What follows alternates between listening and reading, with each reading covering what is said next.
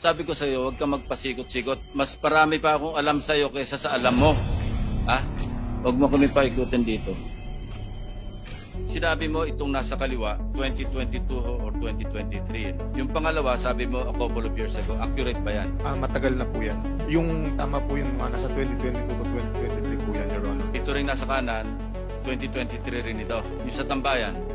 Opo, alam ko nasa ganung year po yun, Your Honor. Okay, kanino yung tambayan na yan? That's a house. That's not within the premises or compound of the DEO, di ba? Opo, wala po sa Kanino compound yan? ng DEO. Sino may-ari niyang tambayan? Kaibigan po ni Boss Henry Alcantara. Si Lauren Cruz, Opo, Your Honor. yung bagman niya. Hindi ko po masabi, parang Dapat po. alam mo kung sino si Lauren Cruz. Kilala ko po siya. Bali, ninong ko po nga po siya. Kaya nga, so alam mong bagman siya. Kasi lahat ng mga dinodonate ni Henry Alcantara ng mga sasakyan kung kani-kanino, sa kanya nakapangalan yung invoice. Alam ko po. Oh, alam mo pala hindi ka nagsasabi ng totoo.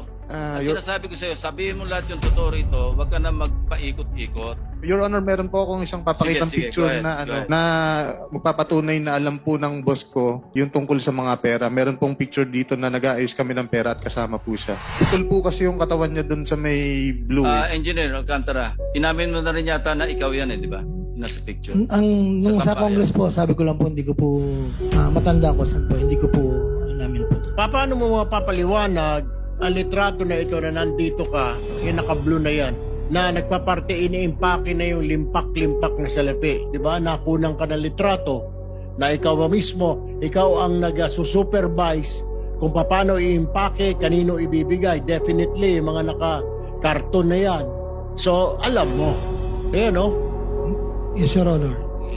Yun. Alam mo, maski wala yung mukha mo, maski kalahati lang, alam mong ikaw yun eh, kung ikaw yun eh.